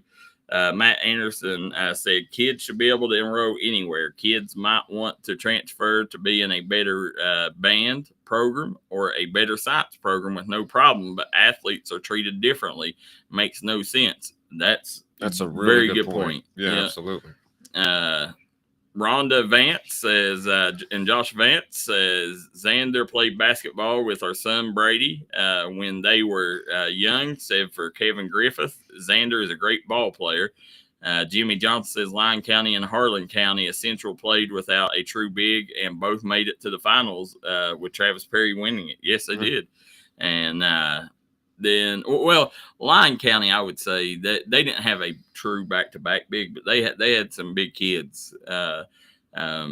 Sue Cat, it's a party when Sue Cat's in the house. She says, nice, a new show on D&D to highlight all the athletes and coaches from the mountains. Dang, I'm impressed, guys. Jimmy Johnson says 80 and 90s basketball, we're the best. I agree with you, Jimmy. Cindy Hall says, so proud of you, Xander. We love you big. So does Stephen Heather Carter, and Matthew Howard says, great job, Z. Christy Watts says, great show today. Enjoyed it. Well, we're not over yet, so don't leave us here, Christy. Yeah, got about 15 minutes left. Yeah, make sure you guys hit that like and share button as, you got a chance there to talk to Xander. What's your first impressions on the young man? He's a very well-spoken kid. Yeah. Yeah, he seems like he was raised the right way. Yeah. And it sounds like he's had a lot of experience with the media as well, like with doing interviews and stuff. Oh, yeah. Like he's a natural. Yeah, he's Absolutely. I never have to second guess when I'm interviewing Xander, whether he'll be ready or whether he'll say something wrong. I mean, the kid's amazing. But as we're sitting here, just got a message, a private message that said, you mentioned Xander being the front runner. Who are the other 5? So, that would be the other 4 for the D&D Player of the Year. I would say Xander's probably one. Then probably Jacob Spurlock's in that mix. I would probably say Jaden Stewart and Parker Watts. And trying to think. Evan Eversole. Eversole would probably be 2. It would probably be the second. No, then Austin Sperry. Yeah, that's how it goes. Then probably Spurlock. Then Watts and Stewart. It would probably be how I would say right now preseason top 5. If I had to say, who's the half dozen kids that have a chance at that award, it would be probably them 6. Do you think that this year may be like one of the toughest years? Like, by far, it'll be really hard to name the D&D Player of the Year this year. But I'm excited. We're talking a lot of basketball. Football's coming up too, and I know we're going to have in the next month or so. So that's why right now we're leaning heavy toward basketball because as soon as we get halfway second week of dead period, we'll start transitioning over to football. But, we got so much talent here in these mountains, man. I mean, people have no idea how much talent is in these co-fields. We got kids that if they just had the opportunity of other kids that would be doing the same thing, on the collegiate level. Yeah, absolutely. So Jimmy Johnson says for Mr. Basketball, his challengers would be Jasper Johnson and Michael Moreno. Yes, Jimmy, you are correct. Those are the 2 for Mr. Basketball. We was talking about the D&D Sports Network Player of the Year award. For Mr. Basketball, Jasper Johnson coming back to Woodford County. A lot of people don't know that yet. I don't know if it's been officially released yet, but Jasper Johnson will be coming back from Link Academy, playing for Woodford County this year. So, and Michael Moreno is the top big man in the nation. So, Xander's going to have an uphill climb, but I have no doubt that Xander can win this award. I mean, he's when you take a look, I would not be surprised if he ended up winning it. But and the only thing that hurts us here in Eastern Kentucky is AP votes. A lot of your AP voters are out west. So that's why it's so important for media outlets like ourselves, My Town, people like that to push these kids. And we've always tried. When we got a Miss Basketball or Mr. Basketball, a legit one, we try to push them as much as we can because we know, we're one of the D&D Sports Networks, one of the only statewide, audiences that we got here in the mountains. So, we're going to be pushing all we can for Xander to win that award. But as we're sitting here, Jasper said, keep an eye on the Weddington kid from Phelps in the future. This kid is growing every day. You're 100% right, Sukat. He's a 2020 kid, 20 points, 20 rebounds. He has a chance. He has a chance to be the 15th region player of the year by the time he's, but he's in a tough class too. He's got Braxton Keithley, he's got Austin Sloan, he's got Zayd Rash, he's got Grant Hall. I mean, that 2027 class is insane in the 15th region. But Weddington's numbers will definitely give him a huge leg up because, it's going to be hard to find somebody that's going to average a double-double at the amount he will.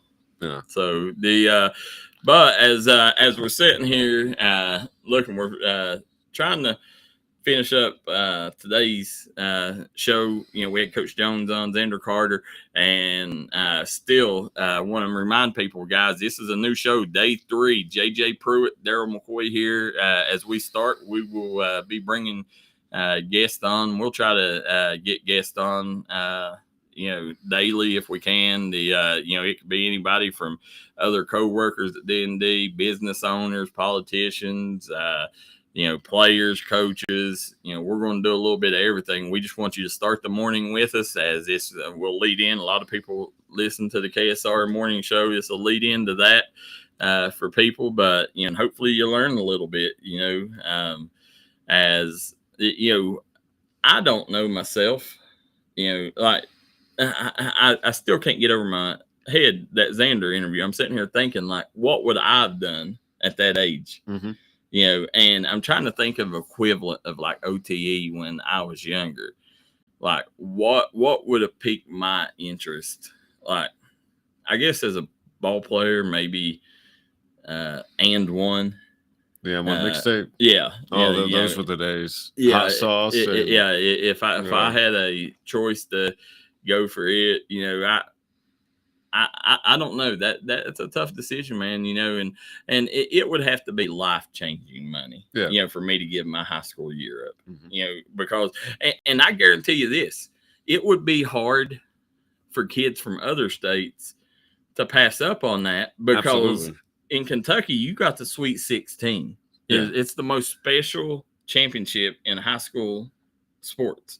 Is that Sweet 16? No classification system. You got one representative from every region across the state going, no matter what class, they're going to battle in there at Rupp Arena, the most historic gymnasium. And there's only one winner. Yeah, there's only one winner. Champion every year. You got one state champion. Yeah. We're the only state that can say that. You got one state champion.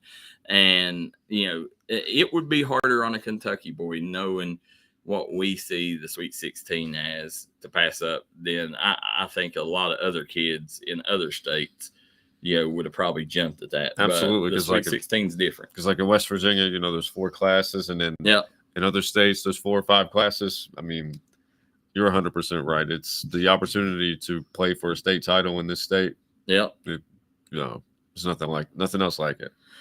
Sue Cat says Austin Sloan's awesome. Jimmy Johnson says when Weddington stays out of foul trouble, he's a beast on the block. And the Glass said he owns the paint. I agree with you. You don't see big men hit the floor like him. And Jimmy Johnson says I could have played overseas in Germany since I was 14 and chose to stay in Kentucky. Still don't regret it. Well, there you go, Jimmy. That's a perfect situation.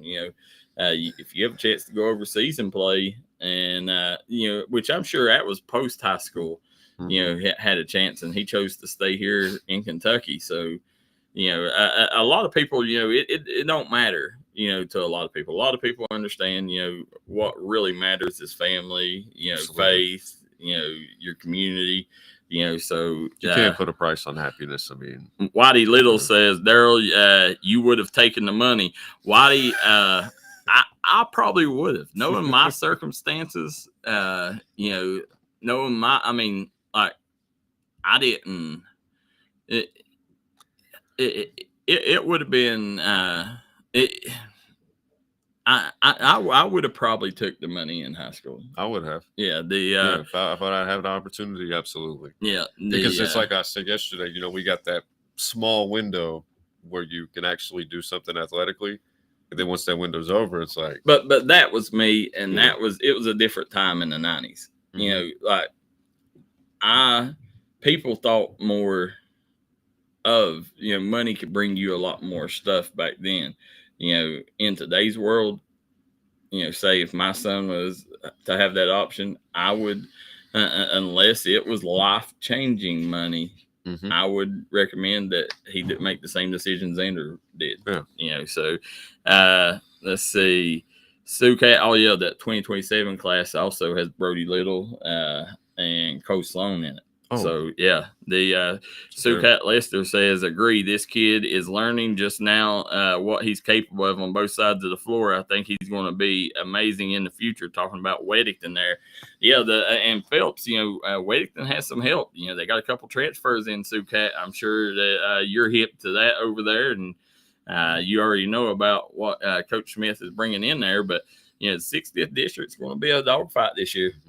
So it'll be interesting. But again, you know, guys, we want to take tomorrow. We're going to talk about, and we want you guys at home be thinking about this. You know, be thinking about the if you were stranded on a ocean, and you could take 3 people with you, whether they're dead or alive, 3 people, you know, and not family members or friends, you know, 3 people that are, you know, notable, 3 notable people you could take with you to be stranded on an ocean on a little canoe. Who would them 3 people be? And we want to know what you guys think tomorrow. So make sure you guys, you know, do your homework for that. And JJ rocking the JJ Hilton gear today. Guys, want to remind everybody, if you are a coach, if you're a team, or if you're a player and you want JJ to rock your jersey during the startup morning show, make sure you send it to us or reach out to us, and we'll find a way to come get it. And I want to thank Sean at Culture's shoe shop there in Logan, West Virginia, for hooking us up with the Logan State Championship banner, as you see at the left over JJ's shoulder there. So definitely big shout out to him. You know, the thing that I like, you know, when you went in there, you can get Jordans, you can get Kyrie's. I mean, he's got a little bit of everything, and he has authentic basketball jerseys there too. Absolutely. And I also saw like some Ray-Ban sunglasses. Yeah. He had a variety of products. Yeah, had Crocs, flops, I mean Jordan flops. The Hey Dudes. Yeah. He's got everything in there, guys. I promise you won't regret it. If you live in the area, make it right up to Logan and see our boy Sean at Cultures. So we see Whitey Little said, great show today. We appreciate that, Whitey. We'll try to take tomorrow. We'll talk a little bit more, but you know, going back, let's see what we got. We got 4 minutes here. When we leave here, we got to drive to Hazard. We're gonna go see our friend Derek Bowling at Kentucky Farm Bureau. We got something in store for Derek Bowling that I'm very excited about. You know, I'm not going to release it yet, but, you know, Derek Bowling, he's an amazing rider, and I can't wait to drop what we got in store with Derek Bowling. He's a guy that does a lot for that Hazard community up there, and right now that Hazard community is thriving. Perry Central and Hazard, you know, they're starting right back. You know, very seldom do they take years off, but you know they're good at everything up there. That Hazard area, I'm tickled to death that we added them to our coverage area. Yeah, that was awesome. Yeah, said can they be TV characters? So I choose MacGyver. Yes, they can, Jimmy. That would be a good one. Yeah, that's a really good choice. That would be a great one to have with you, because does anybody can get you out. Jeff Honeycutt says, great show. Keep up the great work. Jeff Honeycutt, head coach, the Breathitt County Bobcats. We're going to be talking a lot about Breathitt County this year too. You know, Austin Sperry, freak athlete.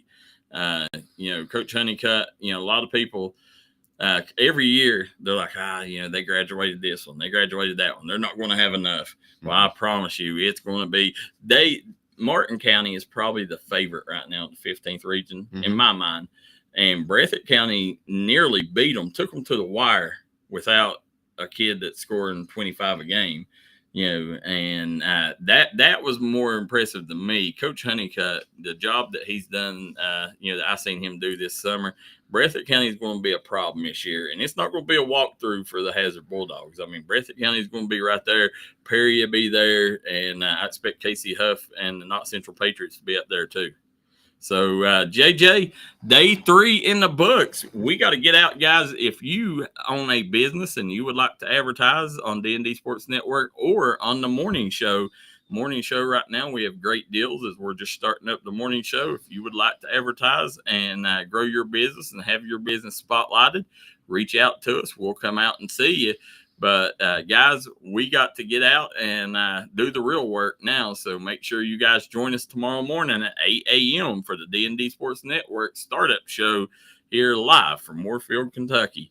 Guys, once again, we want to thank our sponsors, Logan Bank and Trust, Double Quick, Derek Bowling at Kentucky Farm Bureau, Jim Mars Services, Justin Markham, Attorney at Law, Kentucky Mountain Health Alliance, and Kemper Furniture for sponsoring today's broadcast. Guys, till tomorrow, so long and good night.